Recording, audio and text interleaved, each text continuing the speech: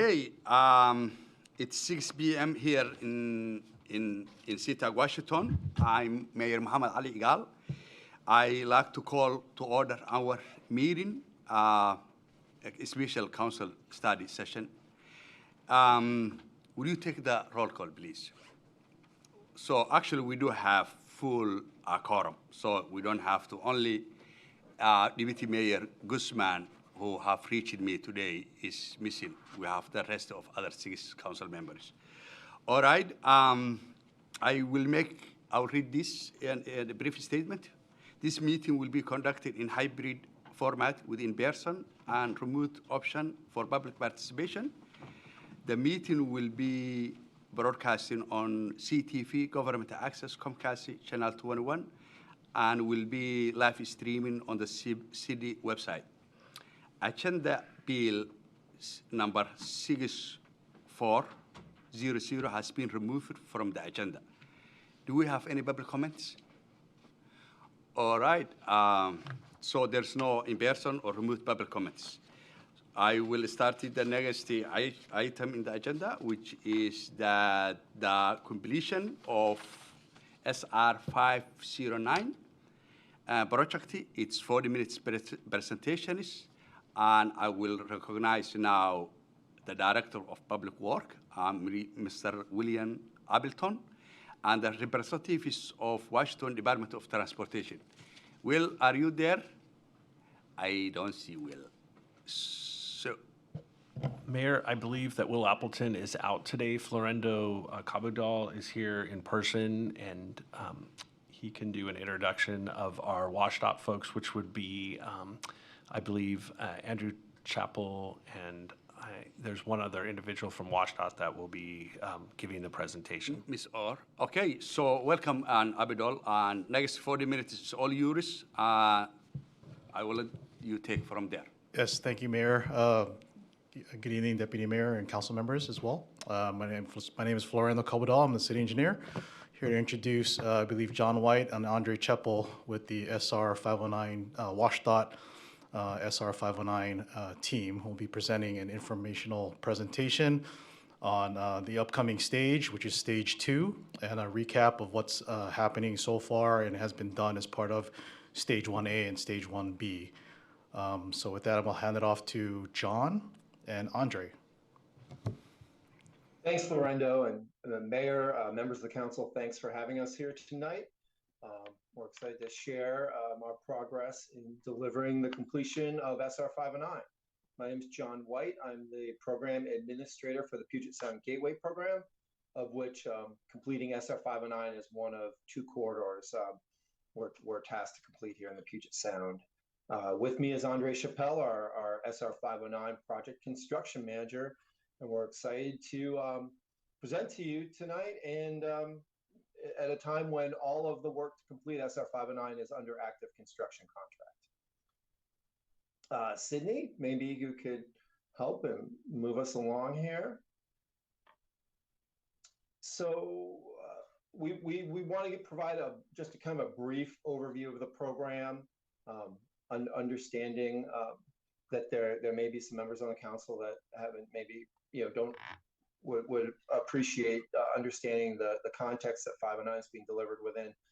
Andre is going to cover where we're at with our schedule and delivery of the current active stages of SR 509.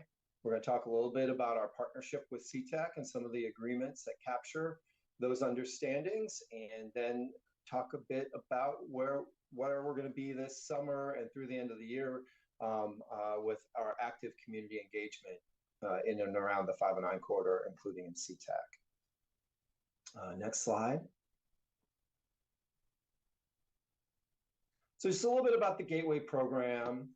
The Gateway program is the culmination of decades of work towards completing both SR 509 in South King County and SR 167 in North Pierce County, with the goal of connecting them both to I-5 and further connecting them to warehouse and distribution centers that support the states and regions' freight and trade economy. But more so than that, we're focused on movement of all people and goods. And as you'll hear a little bit today about, we have investments in mobility for freight, but also for non-motorized users, shared use paths, sidewalks, improved access to transit, et cetera. So it's very much a multimodal program.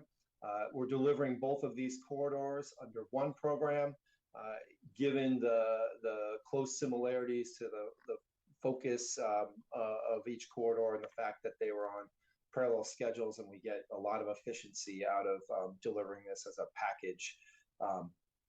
package between the two corridors. Next slide. So just a little bit about the history. WSDOT's been working with the city of SeaTac for over 3 decades in the planning of 509, and we find ourselves here in 2024 under very active construction, and you can kind of see the light at the end of the corridor completion. I will note that some points along the way in 2003, I was actually involved in this. The city of SeaTac was one of 5 signatories on our final environmental impact statement and record of decision for 509. That was a time that preceded Gateway, when 509 and 167 were moving along on their own tracks. There's a lot of starts and stops along the way, but the key point was in 2015 when the legislature funded Gateway for construction with the Connecting Washington transportation program. So that's really where this kicked off. The first couple of years was working with our partners to get aligned on the scope and try to align, match scopes with budgets to deliver Gateway. And then things really kicked in 2017. Between then and now, updating our environmental, NEPA and SEPA planning efforts, working on permitting and putting together construction contracts. As it stands today, and then, notwithstanding working through both Initiative 976 as well as working through the pandemic. As it stands today, we have over $1 billion of work in the 509 corridor under contract, and active construction going on, as I think everyone can see within the community. Move Ahead Washington in 2022 did add some supplemental funding as a result of construction market conditions and the pandemic leading to everything being quite a bit more expensive than was originally planned. Next slide. We got a lot of partners on Gateway. It's a federally funded program. We have federal funding from a variety of sources. So the Federal Highway Administration is involved. In the 167 corridor, we're working very closely with the Puyallup Tribe of Indians. And then you can see the list of partners, both from an agency and local jurisdiction perspective. SeaTac being a critical partner in the SR 509 corridor, with the largest portion of the SR 509 completion being within the city of SeaTac. And then you can see we span quite a few legislative districts as well. Next slide. So a little bit about our funding. We stand right now at $2.69 billion for it to complete both corridors. The largest portion of that state funding, but we do have quite a bit of federal funding in here. We have an infra grant that was a national competitive grant, and you maybe can see those underneath the state funding bubble. We have quite a bit of what's called federal discretionary funding that was channeled to Gateway. That's money that Washington State receives. So all in all, I think with between grants and that, we have over $700 million of federal funds. Gateway was legislatively required to work with our partners and develop a plan and implement a plan to bring $130 million in local contributions to the program. We've successfully achieved that commitment, and those agreements are in place and active. We've actually exceeded the $130 million number. And that's really because of the fact that Puget Sound Regional Council, who we've pursued a number of grants with, quite a few grants for multiple stages of work on Gateway, they've come back to us and offered us additional funding on some of those partnered grants. So we've actually received some additional funds that weren't expected through those grant pursuits. And lastly, the 509 corridor, we refer to it as the 509 Expressway, this new segment. It's tolled, all lanes, and you can see there's a bubble there for toll funding that helps construct the program, and both SR 509 and 167. Next slide. I think, Andre, is this where I pass it off to you and you're going to walk through where we're at with the Yep. different stages and schedules? Yeah, I can start on this slide, John. Hopefully everyone can hear me okay. So let's walk through the scope of SR 509 completion project, and you see different construction stages here. We're going to start with stage 1A, that represented here as a dot, and it's primarily SR 99 bridge. Some noise walls along I-5 that we partnered with Sound Transit to construct, some earthwork, but it was primarily SR 99 bridge to prepare for our next stage, which is stage 1B. And stage 1B is well underway, and that's WSDOT administered contract. You see a scheduled bar down below here. We're about 70% completed as far as construction. We're going to have a substantial completion next year, October 2025. Lots of improvements along I-5, rebuilding SR 516 I-5 interchange. There's also a Veterans Tunnel under I-5, building auxiliary lane in northbound direction, collector distributor lanes in southbound direction, rebuilding 216th Street Bridge, and we'll talk a little bit more on that later. Also, stage 1B will construct a toll point, but only new expressway, only newly built 509 segment will be tolled. None of the existing roadways is going to have toll on them. We're also going to construct a half interchange at 24th Avenue South. And stage 1B also has some scope on local streets, because 509 would sever 208th Street. In order to maintain neighborhood connectivity, we've constructed brand new 34th Avenue South that's connecting 204th and 208th Street. We've also constructed 206th Street. That's a brand new street with right in, right out exit. So that's what stage 1B is. Stage 2 kind of has three different geographic areas. We're going to start from a left side of the screen here. There's an auxiliary lane in southbound I-5 between SR 516 and 272nd Street.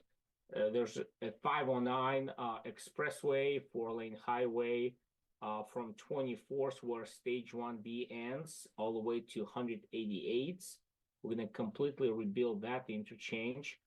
There's also some improvements at 160th interchange, as well as the Barnes Creek wetland mitigation. I think we can move to the next slide. It has a little bit more detail on stage 2. So we've opened bids last year. It was within a 1% of engineers' estimate, awarded last December. And now we are under contract with Atkinson, who is design builder for stage 2. We gave him notice to proceed on February 15th. And we expect to open stage 2 to traffic in 2028. I already described the scope of stage 2, so we can move to the next slide. That provides a depiction, a graphic depiction rendering of what future 188th Street interchange gonna look like. As you're all aware, it's where 509 terminates currently. So we're gonna construct a full interchange at 188 with roundabouts, on and off ramps. Also, if you travel in southbound direction on 509, this is your last exit before toll. So there's a shared use path. You also see a Lake to Sound trail that's now active, and WSDOT contributed to a 1.8 mile segment of Lake to Sound trail. Let's move to the next slide.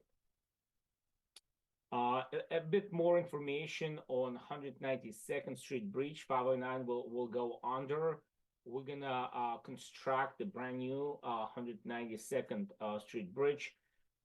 We expect about 9 months closure of the street in order to construct this. And of course, we're gonna have a pretty robust outreach, and as some of you probably experienced that with our 216th Street Bridge traffic restriction. It's been operating in the westbound direction for almost 6 months, but we're getting ready to fully reopen that bridge. So this 192nd Street Bridge will have 11-foot lanes. One side will have a 6-foot sidewalk, and on another side there will be a shared use path. Let's jump to the next slide. This is a kind of a view to the north from where Stage 1B gonna terminate, 24th Avenue South. You see a 4-lane highway, and you also see a long bridge that's gonna be spanning the park and 200th Street. And also kind of in the background, you see 188 and airport. We're gonna have some replanting requirements per our roadside manual. And next slide will provide some statistics as far as number of trees that potentially are gonna be removed, about 8,000 trees, and number of trees that are gonna be replanted. It's gonna vary by the impact areas and potential tweaks to final design on Stage 2, since we're just getting going on completing final design. So it could be some tweaks to those numbers, but that's kind of approximately where we're gonna be. I want to point out that these numbers not just for Stage 2, but for the entire SR 509 completion project, all stages. And that's probably a good segue to our next slide. And we kind of going back to Stage 1B contract that's currently underway. Some of the scope pieces that I already talked about. SR 516 I-5 interchange, tunnel under I-5 at Veterans, brand new bridge at 216th Street, some of the local street improvements, toll point, ramps from I-5 to 509 and from 509 to I-5, and of course have Diamond interchange at 24th. Let's go to a next one. I'm gonna talk about 216th Street Bridge. Existing bridge was about 29 feet wide, narrow sidewalks, 2 lanes. So we are getting ready to reopen the bridge to traffic in both directions. And it's going to be 57 feet wide. We're going to have 3 lanes, sidewalks on both sides, bike lanes on both sides. Definitely going to be an improvement for bicyclists and pedestrians. Next slide. Going to have, I believe, some cool pictures from construction when we were placing girders, current bridge deck, and we gearing up actually to open bridge to not only westbound but to eastbound traffic next week. So lots of work been happening. Atkinson was working diligently to make this happen, but we're getting ready to hit that milestone. Definitely a good progress. Next slide. Another kind of cool picture as Sydney is playing a time-lapse video of how we've constructed Darren's Tunnel under I-5. It's going to be constructed in 4 construction stages. I know it went on pretty quickly, but so we are constructing stage 2, and I'm not sure if internet connection of slowing down that time-lapse video, but yeah, basically it's a twin barrels, kind of 2 arches for westbound and eastbound traffic. And like I said, we are gonna be installing rings for 3rd phase of tunnel construction in about a couple weeks. Hopefully sometime in July, we'll shift traffic one more time to construct the remaining piece on the east side. And that's also, this work is on critical path for stage 1B contract. We can probably shift to a next slide. And that shows shows NBC, what we call NBCD flyover. Basically, that's a bridge to connect northbound I-5 to northbound 509. And you kind of see on this drone shot a first mile of SR 509. A toll point will be kind of right when you see the word future, that's where toll point will be. You see 206th Street connecting to SR 99 in the background. You also see SR 99 bridge and the light rail guideway up above, and 509 going to be diving right under SR 99 bridge. And 24th Avenue kind of way in the background there. And that's where stage 1B going to terminate. Next slide.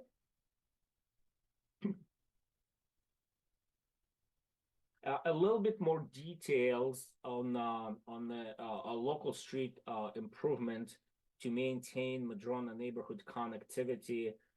As you can see on the middle foil depiction, 509 severed 208. So we basically realign that into 206th Street and 34th Avenue. That's also a brand new street that we've constructed. And now traffic basically utilizing 34th and 206 to navigate in this neighborhood.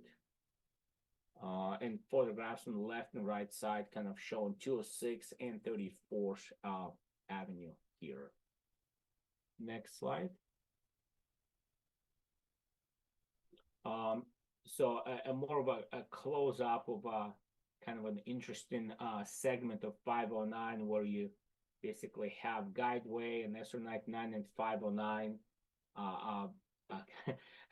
converging at the same point. And we've excavated I think almost all of the earthwork from under SR 99 bridge, and Atkinson is working on getting all the grading and hopefully even paving done before next wet season. On the left side, you see a photograph of the northwest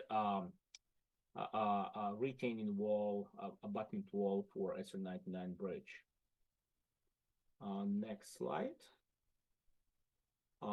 So this one basically shows all the noise walls we've constructed on stage 1B contract. Almost all except one, noise wall 2, which is south of SR 516, are completed. We're manufacturing panels for noise wall 2 and hopefully going to install those later this summer. One thing to point out here, it's that segment in yellow on the west side of I-5. That's the shared noise wall I talked before. And that noise wall mitigates not only guideway noise, but also highway noise. And we partnered with Sound Transit to construct that and fund that shared noise wall. Next. Just very quickly going over some agreements and MOUs. We've completed stage 2 MOU with City of SeaTac. It's been executed. It's part of our contract. and contractor needs to follow and implement all those conditions. Maintenance agreement, maintenance and operation agreements are still kind of in drafting stages.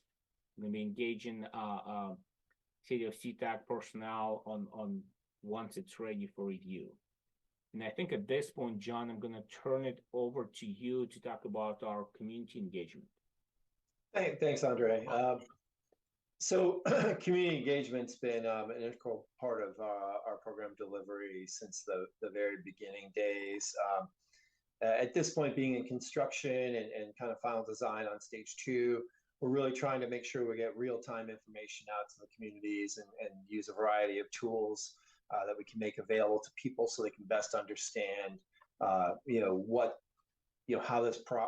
this corridor is going to operate and some of the features of it. You can see that we have an online interactive map that is available to the public and really kind of helps you understand some of the improvements we're making and how things will operate once we're done.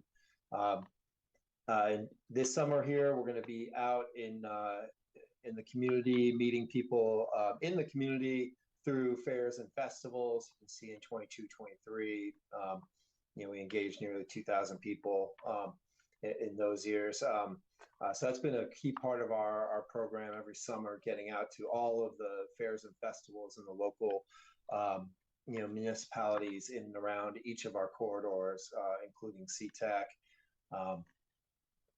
Andre spoke to South 216th Street. There's a huge amount of community engagement and communication, given the fact that we're having an extended closure, directional closure of that corridor. We're just about to reopen it, and it's going to offer, as Andre described, a lot of benefits over the prior bridge that was pretty substandard. You'll see here that we factor translation into our community engagement, and we tailor our materials and our presentations and the information available to the communities that we're working in, so that we make sure that we can translate any of the materials for people that are in need of translation, so they can understand what our plans are, and they can provide comments to us and input and ask questions. We provide email updates. We maintain a large email list, and we provide quarterly updates to all of our listserv members. And then we've got active engagement going on with the Highline School District, emergency services, and others, so that everyone knows what we're doing, when we're doing it, and especially when we're doing anything through our construction activities that requires detours or has other inconveniences with temporary closures or detours, so that people understand those impacts well ahead of time. So maybe next slide here. This summer here, we're locking down our planning for the fairs and festivals. We'll be at the SeaTac Summer Market, the Waterland Pride Festival, and a number of other engagements here within the SeaTac and Des Moines and Kent, and the municipalities in the 167 corridor as well. We have this fall, we're focused on an online open house. That's going to be really kind of focused on the plans to, the final design and plans to construct SR 509 Stage 2 that Andre was walking through earlier in the presentation. Want to make sure everybody understands, how we're going to be going about that work and any impacts that come with that construction. I think Stage 2 of 509 has some advantages over Stage 1B in that much of Stage 2 is built offline of active traffic, but we do have a major interface point at South 180th Street. That'll take a lot of coordination. We have targeted outreach where we like to make sure that everyone knows we're available to come out to the community, to community groups, other interested parties, and present to them and provide information on our project and program. We have mailers and flyers that are standard practice that come with our open houses. And the people are signed up on our email lists. And like I said, there's an email newsletter and a listserv that we use for regular updates. Next slide. So that concludes our presentation. You'll see at the bottom of this slide here, there's a link. We have a drive-through video that's a 3D model from the perspective of a user, as a driver or a user of the shared use path, so that you can actually kind of see how you navigate the corridor, see how the on-off ramps work, where they are, and get a better appreciation of what to expect when we open up this corridor here at the end of 2027 or early 2028. With that, we're here to answer questions, and I want to thank you again for having us here tonight. Thank you, Mr. White and Mr. Chabel and Sydney and Abdul. Okay, so any questions or comments? I will start the council member Simpson, the chair of the Transportation and Public Work. Any question or comments? Yeah, thank you, Mr. Mayor, and thank you for the presentation. Can you guys provide some scenarios that might be on the horizon that could impact stage 2 and 1B completion? Or are there things on the horizon that are making you guys concerned about the potential for delays? And I guess the second part to that question is, what kind of communication will be done with partner agencies to make sure that the public is informed about the nature and causes of potential delays? So me, Andre, I'll maybe take a first shot. That to this point, we've been on schedule every step of the way of on Gateway. That said, the construction market's been fairly challenging, to say the least. But the good thing for 509 is we have everything locked in. These are fixed price contracts. They have schedule requirements and milestones and commitments in the contract. Not to say that there aren't some things that can occur. I mean, we've seen labor strikes and other things. Concrete, was one, what was that, a year before last, maybe, that, there's certainly things that can happen. I don't right now foresee anything in the 509 corridor that would be a concern at this point. Having everything locked in under contract with a contractor who has a proven track record with us of being able to maintain schedule and work through challenges really effectively gives us a pretty high level of confidence. But like I said, there's, when you get into construction, it has a habit of, the unforeseeable sometimes happens. One thing I'd say on 509 stage 2, we've got some pretty big bridge structures, as you saw in that presentation. Every now and then, despite all of our best subsurface investigation work in our planning, you have some conditions that can be a surprise. I mean, I suppose that's one area. We've done our homework, and we've done a lot of advanced investigative work, and our contractor has as well. So I think the risk is pretty low there. Stage 1B is, as Andre mentioned, 70% complete, and much of the big risk work is already behind us.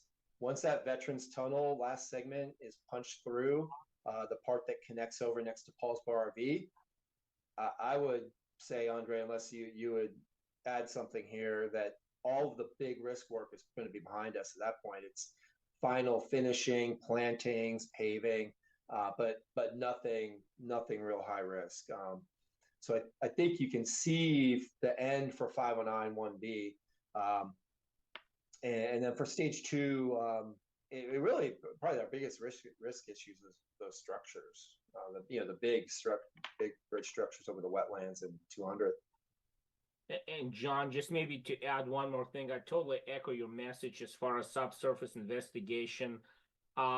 There's always the potential of cultural resources findings, right? So, and at that point, you usually stop and take a pause and investigate and see what's the next step forward. And for substantial excavations on stage 2, we will have archaeologists on site, kind of observing. That's as far as material procurement, it's gotten better in the last year or so. We're moving further and further away from COVID era delays for materials and things like light standards and camera poles and all that stuff. So I think at this point it's fairly minimal, and our stage 1B change orders track record is pretty good. We didn't have we didn't have significant change orders, so that's good. Well, that's great. I have a couple more, if I might, Mr. Chair, Mr. Mayor, excuse me. Okay. Please do. Okay. Changing gears a little bit, I have 3 more questions, actually. One of them is about the 43,000 trees being planted. That's great. I'm just curious about what considerations are being made regarding the types and locations of the new trees to make sure. I know that often when new trees are planted, some of them don't take, right? And they have a tough time growing in the environment. But are there considerations being made regarding the types and locations of the trees to make sure that they actually grow and benefit the local ecosystem? John, I can probably take this one. Yeah, if you go ahead, Andre. Yeah. So it's basically we have a sort of a roadside policy that speaks to some standards about trees replacement and type of species that's going to be planted. Another interesting thing around here, at least in some area, we need to consider airport, right? Because we have that elevation restrictions, as you all aware. So with that in mind, and Atkinson is responsible to follow WSDOT standards as far as tree replacement ratios in type and species, and the design is done by a licensed landscape architect. So they take all of that into account to maintain kind of a forested character of the landscape. So we've had some of the requirements to speak to those. And I think in the past, I know we've shared stage 1B landscape plans with some details as far as species being planted and space and all the sizes. We also have a plant establishment requirements. I think 3 years after we accept the work, there basically need to meet those plant establishment requirements to make sure that plants not just dying, so they are maintained. Yeah, and Andre, outside of that, I'd say that, and yeah, I think you really captured it. When there's plantings within, you saw the Des Moines Creek wetland restoration portion of the project. When we have wetland related plantings, we have a 10-year per our permitting. We have a 10-year establishment period where we have to monitor and then go and replace if there's failing plants and things. We go and replace them, and so we've got a really good track record there. On the things in there, any plantings in the environmentally sensitive areas where there's a longer establishment period. Awesome. I guess that kind of answered my third, so I'll just ask the fourth. How about, can we talk a little bit about the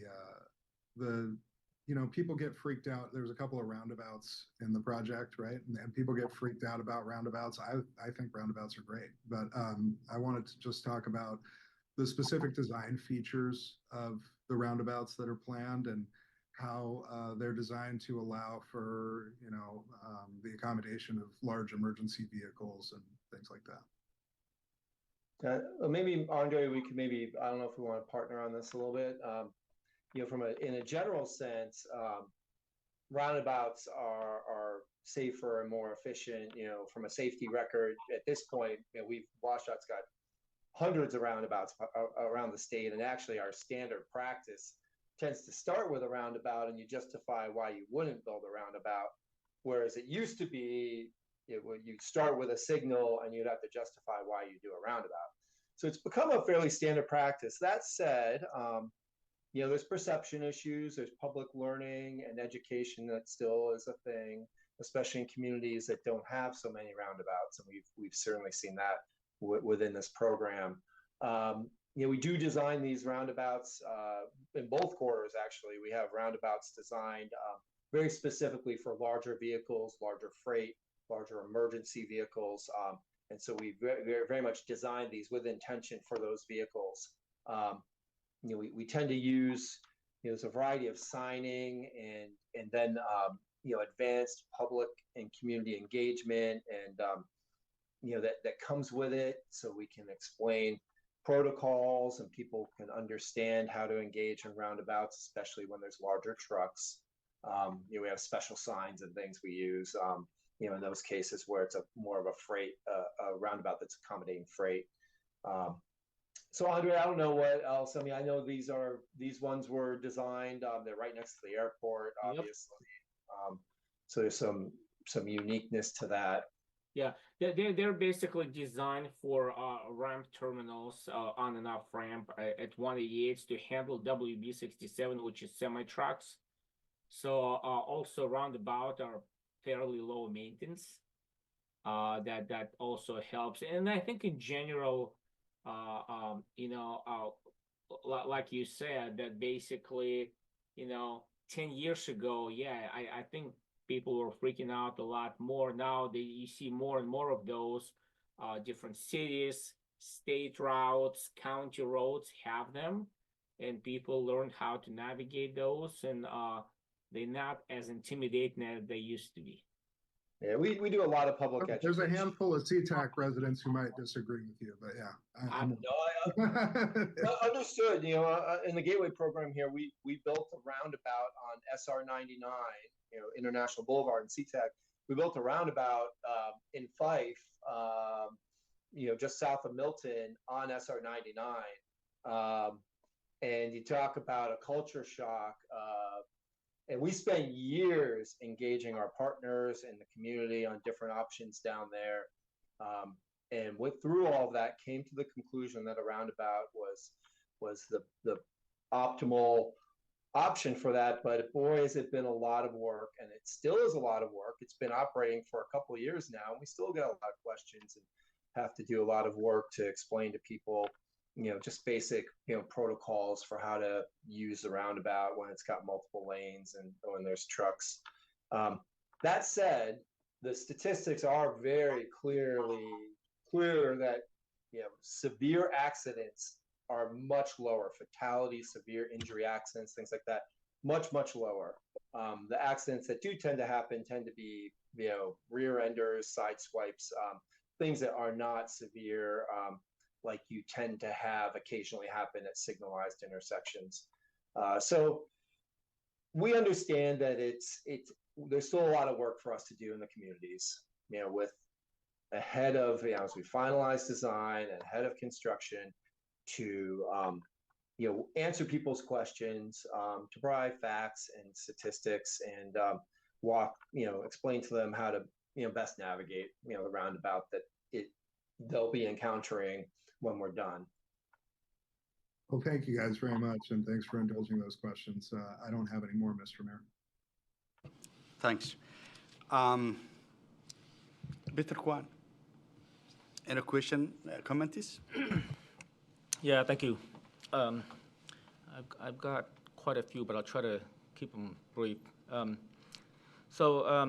Thanks for the presentation. It's nice. I've seen bits and pieces of it at PSRC, skateboard, and other places in the past, but it looks like this one is the first comprehensive 509 specific for South King County.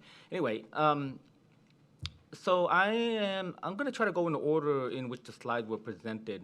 And so the first one, obviously, is regarding the funding. So I know that, we had to have, I think it was 131.5 million in local funding to help move this program, this project forward. I remember the discussion back in 2018 when it came up that, we were going to be short on funding and we need to move this forward. So all of the cities got together, we worked together. We also worked with the state and lobbied the state, as well as, a federal grant and PSRC and all of that. And so I know the airport kicked in some money. I think the airport contributed about, I want to say maybe $30 million.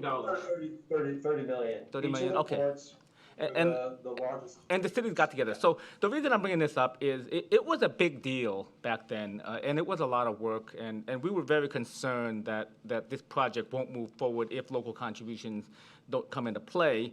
When initially, when this project first kicked off, there was supposed to be no local contribution. And so I know that, costs are unpredictable. My concern today is, are we on track with funding? How are we on funding? Are we okay to get this project completed at this point? Yes, it's fully funded. The entirety of SR 59 is fully funded for construction. The contracts are signed, and everything's obligated. The local partnership agreements are all in place for 509, all active. People, through our grant partnerships and some funding contributions, and in cases of SeaTac, we've had some right-of-way contributions, that have equivalent value, right, that we use in the agreements. All of those are in place, so everything's locked down on 509, and we're going to be breaking ground for construction on stage 2 here this year. Okay, so we all shouldn't have to systems worry go. about this, and it should get built. No, if there's any risk on the Gateway program as a whole, it's the last contract on 167, which is kind of the last one holding the bag with the construction market and things. But Right.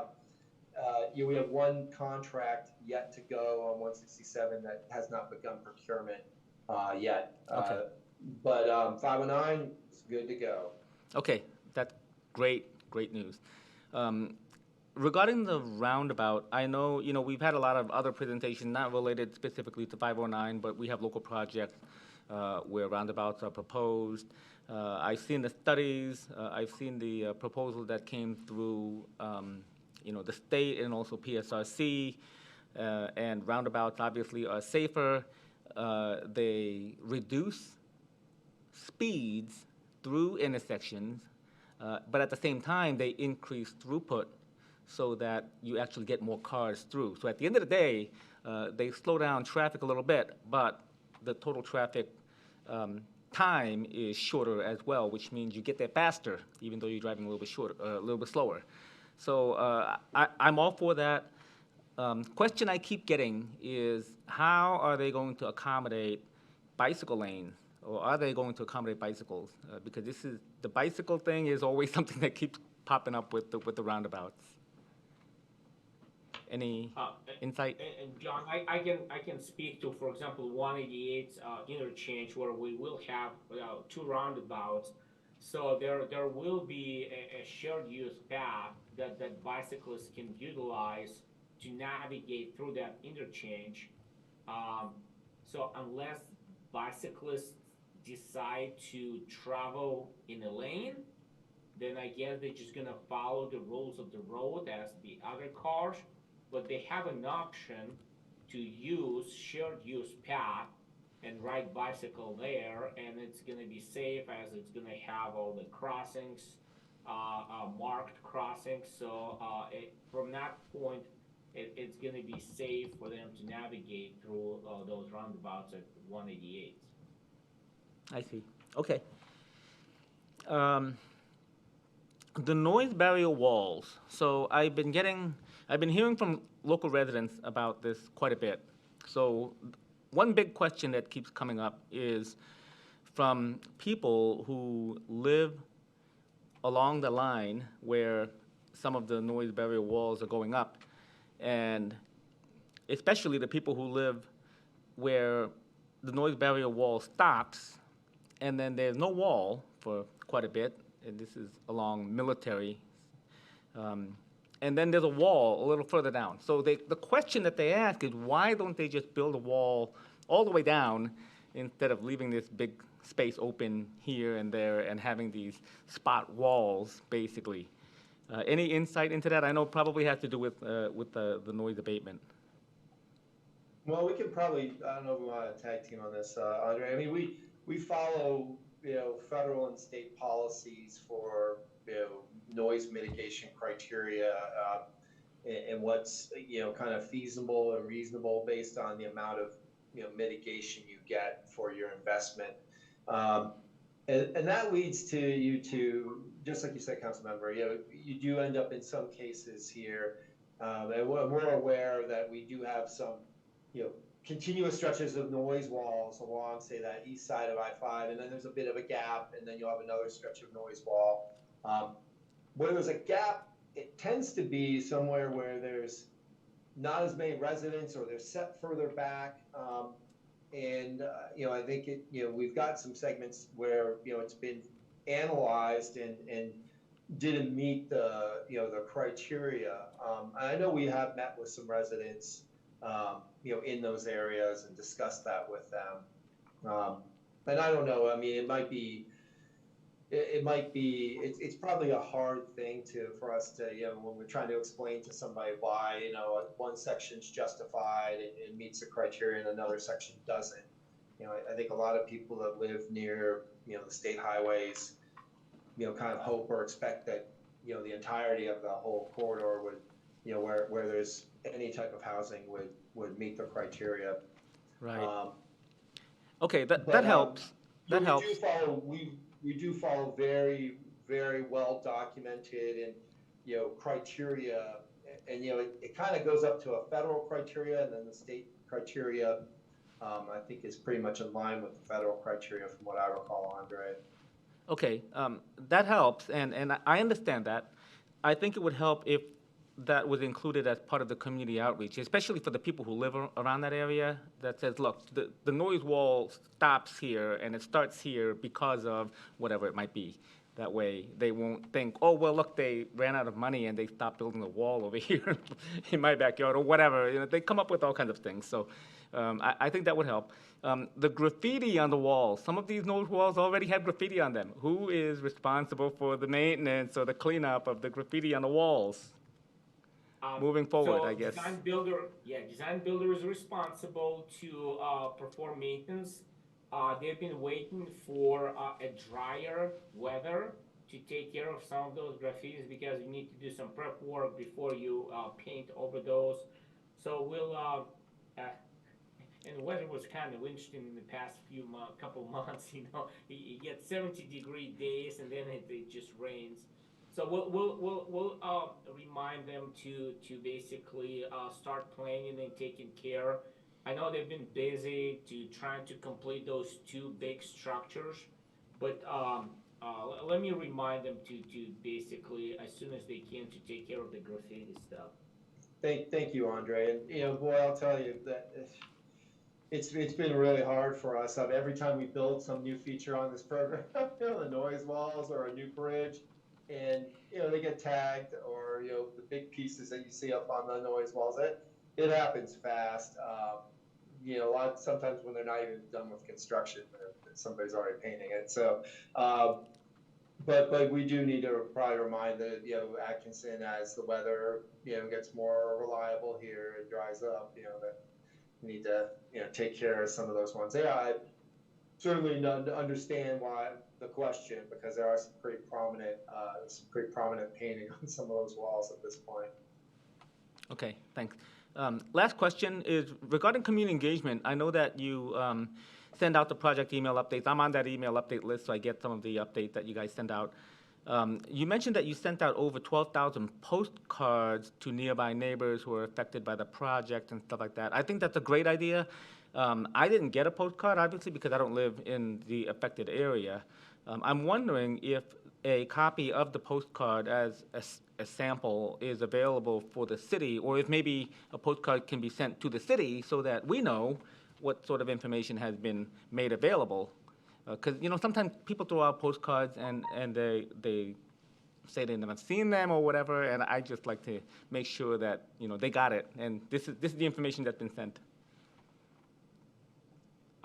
I think that's a great idea, Sydney. Maybe if you can add that to our to-do list, so to make sure that a postcard would be sent to a city, I guess, public works director would be good. Yes, we'll follow up on that. We'd be happy to share the materials that we've shared with the community. Okay, that's all I have for now. Thank you. It seems to me that we are almost 6:55, and this presentation was actually supposed to take place within 40 minutes. So, any question, comments, Mr. Vincent? Thank you, Mayor Eagle. Yes, I have a couple of comments and questions, and just in respect to time, I'll be quick. I wanted to just circle back to the noise wall and the gaps just adjacent to Military Road there. I mean, is it too late to reassess these gaps where there's obvious houses here? Because I can see, and I'm looking at, what is this? Page 22 on the packet. There's a green belt there, so that makes sense to me why there wouldn't be a sound wall. But where we have some of these homes where there is an existing sound wall, is it too late to ask WSDOT to go back and just reassess the impacts? Because I'm fairly certain once 509 is activated, it's going to be quite the disturbance for the residents that live there. Well, I guess a couple of things I'd say. Our analysis is based on the forecasted traffic. So our analysis is based on that new northbound, auxiliary lane that goes up and over the bridge. Our analysis factors that in, so that's what it's based off of, is the projected traffic that comes with the improvements we're making, as well as the pre-existing traffic as well. I do believe, council member, that we have reassessed those couple, one or two gap areas that you mentioned, because we did have some comments and questions from residents. I want to say that I met with Representative Orwell and maybe even Representative Gregerson and at least one of the residents a while back, maybe it was last year, talking about just that. And we did retake a look at it because we were getting questions from the community. So we did, I believe, re-look at it and just kind of re-verified that it just wasn't meeting the criteria. And Andre, I don't know if you have anything to add to that, but that's my recollection, is because we were getting some questions, we did that. Yeah, and I want to point out that there's currently a kind of a big opening in the gap where noise wall is, right by that flyover structure. The panels will be installed to close the gap. It's an access point for construction right now to deliver materials off 33rd onto that structure. Once that construction is completed, that gap that's out there right now off 33rd by that flyover structure will be closed with panels, and you're not gonna see it. The one thing I guess we can look into, if you have a specific maybe address or a house, if you can send that to us, we can take a look and see what our noise mitigation report, technical report, was speaking for that particular location, and provide a better response, maybe. But you bring up a good point, Andre. There is a gap out there that is the one noise wall that's not complete. We don't have, and we're waiting for the panels as we speak here. Perfect. No, that works for me. For now, I will get your contact information with a very specific address for follow-up. One comment, I live nearby this project, and I have been impressed with the schedule so far. I'm happy to hear 2/16 will reopen.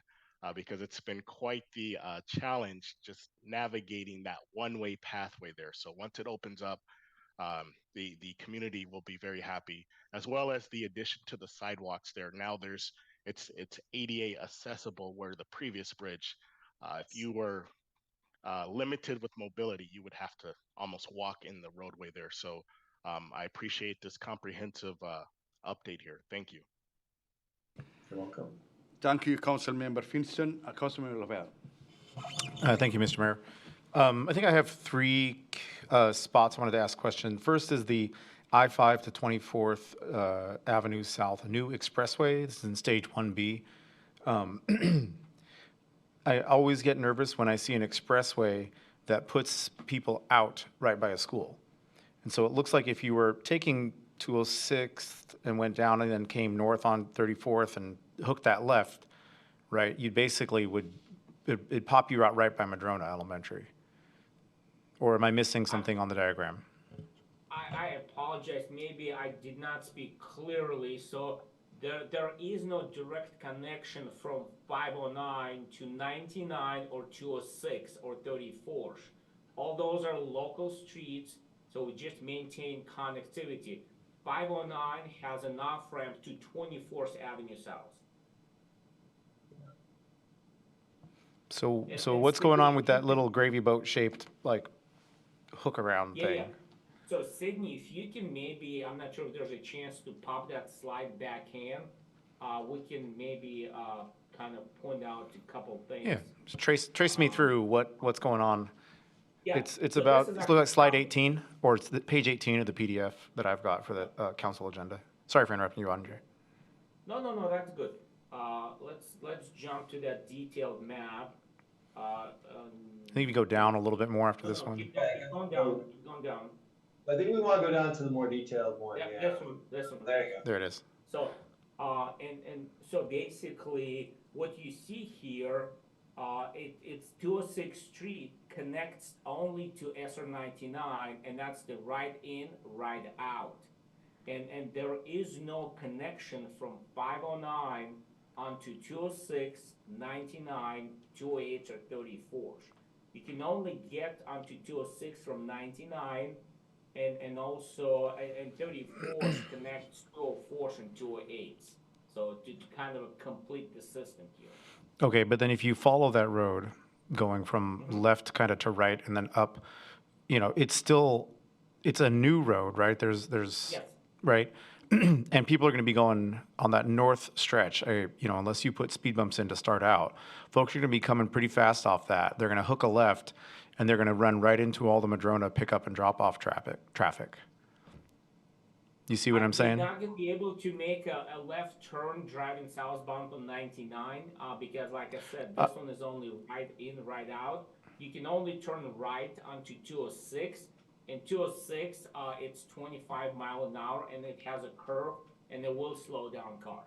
Yeah, I'm saying if you keep following it and you keep going, keep the mouse moving. Okay, now you're going up, and those folks are going to be ripping above 25 on that road, I guarantee you. And then you keep going north, and then you turn left right there. Folks are going to continue at 45 miles an hour and keep going right, keep going to the left. That's the elementary school. Yep. And it is hooking around a whole bunch of apartments, and that's the school that those kids walk across the street to go to. So as we're building any new roads like this, I appreciate that we've got a 25 mile per hour speed limit, but that's not always the way people behave. We see this in the streets all over the country, that the little white sign with the black numbers on the side it doesn't actually slow vehicles down necessarily. So I'm a little concerned with a new street and that is entirely residential family areas that we're basically encircling with a new, what I hope is not the new SeaTac Speedway. The curves will mitigate it some, but this may be something that we as SeaTac also look at TMPW should we take some proactive mitigation steps here? Am I making Florendo nervous? No, Councilmember Lavelle.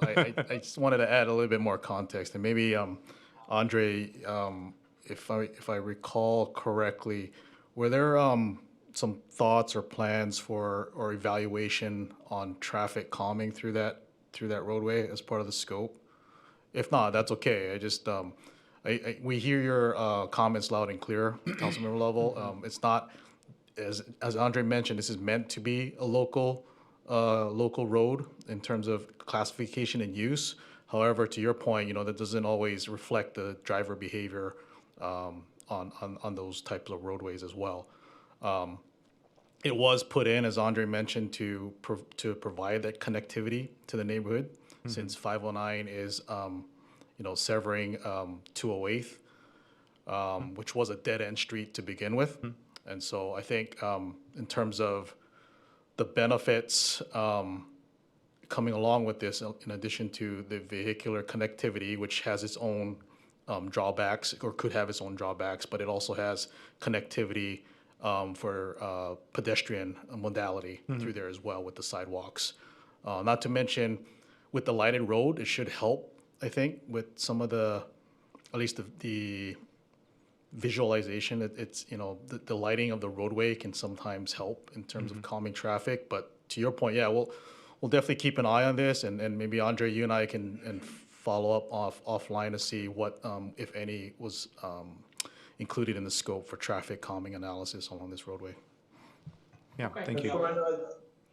I was just to say, you know, I think our goal when we were working through this with SeaTac, you know, because of the unavoidable impact of South 208, you know, I think our goal was to improve mobility overall and make it safer. You know, adding sidewalks, improve sidewalks where there weren't any, and you know, making sure that this is, you know, given the characteristics of the neighborhood, making sure that this was very walkable, or you could walk or bike, you know, through these local connections safely. That said, you know, everything's true, and that sometimes driver behavior, you know, I'm not so sure that this road, when you go and drive it, it doesn't really feel like it's well suited for people probably, you know, drag racing or doing anything too crazy the way it's configured, but people do behave badly. It has some vertical curve. It also has landscape features on the side, so that sometimes also helps to calm traffic. But sometimes people do what they want to do, I guess. Well, maybe we can just keep an eye on it as the project comes to completion, and communicate with the school there. And then I have just one more question. It maybe has two impacts, but it's really about the, in stage 2 or phase 2, stage 2, when you're hooking in with kind of on the other side of the airport, on the west side of the airport, are we going to see a closure of 188th during construction? We're not planning to have a full shutdown of 188. There will be potentially some lane closures, shoulder weekend closures, but we basically gonna keep that traffic moving by implementing some temporary alignments and realigning those off ramps to keep traffic flowing as we kind of rebuild all those 4 sides of the future interchange. So no, we're not planning full shutdown as compared to 192nd. Good. My concern is that we've got Puget Sound Skills Center, Big Picture, Choice Academy. We've got a bunch of schools that people in SeaTac have to go on 188th to get to. And if we were closing, I was going to worry about what would happen on the north end of SeaTac Airport, the 156th, 154th bypass on the north side, is that would now become, because that's just one lane each way, right? And so that would become this new choke point where no one would be able to, you know, and then it would just kind of keep cascading from there, where you'd have intersections that are clogged, and as people try to get from the only 2 ways, those are the 2 quickest ways to get around the airport, right, is 154th on the north and 188th on the south. But I think if you keep a couple lanes open, that satisfies my concern. And I think the project is great. I'm really glad we're doing it. Just looking for kind of the things that I know as a resident who drives through, and who knows the behavior of other residents who drive through the area and how they get around to different schools, different community locations. So thank you all very much for the presentation. Thank you, Mr. Mayor. Thank you. Councilmember Neguzzi. Thank you. I think my colleagues asked most of my questions. I do have 2, though. Can you clarify with the South 216th Bridge reopening, is that just eastbound? Or are we or is 1B stage fully completed, including like the bicycle lanes and is that so the full? Stage one We're B. opening the whole bridge. Yeah. Bike lanes, sidewalks, both directions. Oh wow, great, awesome, thank you. Coming up real quick. Yeah, wow, it's cool. Thank you. And then my second question is around kind of the noise barrier and the tree planting. So in addition to the noise barrier, are there plans for vegetation barriers to sort of reduce the impact of the pollution, sort of as a mitigation strategy? I've seen that done in other projects and across the country. And so just wondering if there's a plan to reduce from all the particles and traffic-related pollution. Yeah, there will be shrubs and just grass in addition to trees. So it kind of we also need to maintain a certain clear zone, right? A certain distance from the edge of shoulder. So there's going to be probably some grass and then shrubs, and then as we get away a little bit more from the traffic, you're going to start seeing trees. We already started planting some of those slopes that you probably saw in some of those photographs. So with trees and shrubs, so it's you're definitely gonna see quite a robust roadside. Okay, Yeah. that's helpful. I would go also add maybe, Andre, that, a large part of 509 through SeaTac, especially in stage 2, is going to be elevated. So it'll be elevated and there'll be barriers and things, and that will capture, stormwater and other, pollutants off the roadway, and that goes through our treatment system, and before it is discharged. So, there is a pretty large portion of stage 2, right, where we're going to be up and above things, and so it's not going to be that same level of impact. If you were on the ground at the surface level, you're up higher, and we're able to capture things and then treat them and discharge them appropriately. Great. Yeah, thank you. I wasn't sure if, to Councilmember Simpson's point or question earlier around the type of vegetation that's planned on being planted, I'd like to understand, it would be really helpful for us to understand what type of trees or shrubs are going to be planted and then where. I could never tell if the image is just sort of a visual for aesthetic purposes and sort of the visioning, or if it's actually part of the plan. And so understanding where the plan is to plant those will be really helpful, and then type of vegetation. As you know, we are an airport city, and so we are already heavily impacted by pollutants. And so just trying to make sure that everything that we're doing is mitigating the effects that are already impacting our people. So yeah, that would be really helpful. Thank you. Councilmember, I think one of the things we can probably commit to, Andre, is that as we work with the design builder to kind of finalize the landscaping plans and things, that's a point that we can coordinate closely with the SeaTac team and staff on and share that information ahead of time, so that, right now, it's pretty early on, so the details are still, coming. But we'd be happy to, I think, share that, as we go. And SeaTac is included in, I think, a number of the reviews and things as we progress the design. So, we have a lot of close collaboration through final design with the city staff and team. Yeah, no, that's great. And just, yeah, thank you so much. I'm really excited that this is on schedule.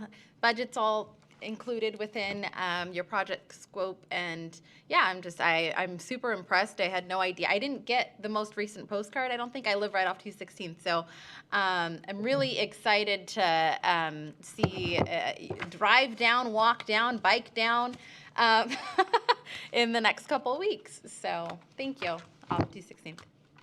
No further questions. Thank you, Council Member Negusi. Well, Mr. White and Chabel, you are very popular, actually. It's supposed to take 40 minutes. Now we are almost 50 plus minutes. So I have 2 questions and I have brief comments. I actually appreciated WSDOT community engagement. I'm one of those being engaged. I believe it was late last year.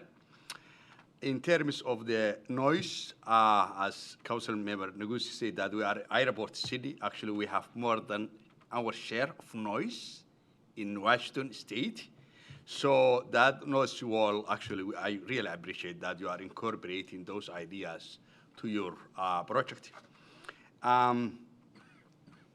I am also concerned about the funding. The other actually side of Mr. Kwani's question, which was that the state portion of the funding and the federal portion, I understand that. It's government, that touches different cities and municipalities, all of those things. But 184 million are from a private entity. Is that true? The 184, that is actually the toll payment?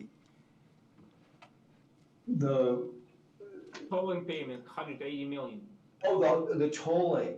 Yes. So the 180 million, what we do is based on traffic and revenue analysis that we do that's done through our toll division at WSDOT. We sell bonds to help fund the construction of the program, and that's something that there's many years of legislatively directed studies of tolling the two gateway corridors that led to the legislature authorizing tolling in 2019. So we did a number of years and iterations of studies that were submitted to the legislature on tolling. Tolling actually, in terms of paying for the physical construction, tolling is paying for a relatively modest proportion of it. But one of the factors on Gateway is the focus is really keeping tolls pretty modest. The tolls are going to be, enough to bring some revenue, and tolls help maintain and preserve the corridor. So with tolling, the maintenance gets paid for from toll revenue, which is a nice thing. That you don't have to worry about the corridor being under maintained. But I think it's a balance of making sure that people get that value at the value for the toll, right, in terms of having a reliable trip and an expedited trip. We do a lot of careful analysis on that, and the goal on Gateway is certainly not to charge elaborate, expensive tolls compared to some of the other corridors. They're pretty modest. So I understand the reason behind it. I know that we want to discourage people driving single cars and want to actually increase the availability of or relieve the traffic. So I understand that. But let's say how much it will cost. First of all, there is a toll in city of SeaTac, or it will be outside like Des Moines or other cities?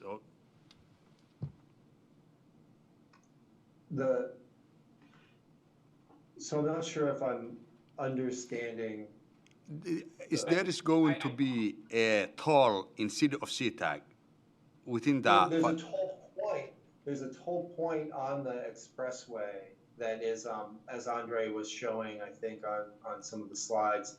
The toll point is just west of I-5. It's between I-5 and SR 99, and it's essentially it's a gantry that goes over the highway, over all 4 lanes.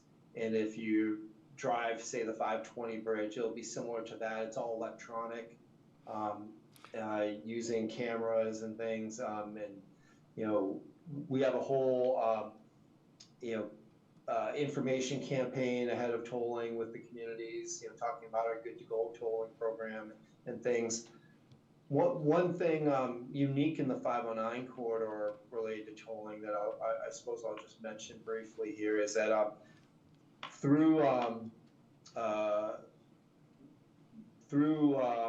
members of the district legislators, we have some direction to look at what a low-income program might look like for residents in the 509 corridor. So we've been working with the Washington State Transportation Commission, who sets toll policy and sets toll rates. to get the work going on that as we begin our next round of what's called traffic and revenue analysis. So there is a low income scenario for 509 residents that live in and around the corridor that will be part of it. It's fairly unique. So far, the legislature and the commission, the legislature is yet to commission work to look at what a low-income program would look like statewide in the toll system. But right now we're going to be looking at the 509 corridor. Actually, you answered my second question, which was that how much it will cost a regular driver actually on Tuesday morning or that kind of stuff. The reason I'm asking you all of those questions is that we have two segments of residents here in SeaTac. One that transportation workers, drivers, Uber drivers, Lyft drivers who rely on their livelihood from transportation actually, which means driving, from one point to one point. And we have a lot of seniors actually who live fixed income. So I'm concerning those two sides, the one who's making his living or her living, driving Uber or Lyft or taxis, or the one who lives in a fixed income. And I know that there's toll in 509 and 167, all of those things. But this community is very unique, and I'm a little bit concerned in high toll fee, actually, in the city of SeaTac. In saying that, can you send this presentation to the city council or the city so we can have for future reference? Absolutely. As a standard practice, we always share the presentations afterwards. So we'll be sending that to you. Beautiful, good. Well, if there's any other question, that was my last question. Any question? No, don't see one. Okay, thank you very much. Good information. Looking forward to see you next time. Could I offer one real super? Yes. Yes, Mr. White. You are frozen at this time. And I think John went off camera, but I hear. Okay, yeah, he's back. Oh, he's back. I was just going to mention that we're working on having a construction kickoff groundbreaking for 509, where I believe we're working to have the governor out, the Secretary of Transportation. We'll be inviting yourselves and all the other 509 partners to kind of celebrate the progress that 509's been making towards completing the expressway. Excellent. Looking forward to that. Well, if it's not, thank you very much for your presentation. It was educational, it was informative, and thank you for your time. If there is no any other question, it is 7:22. So 7:22. I would like to adjourn this meeting. Have a good night and take care. Thank you. Take care. Thank you.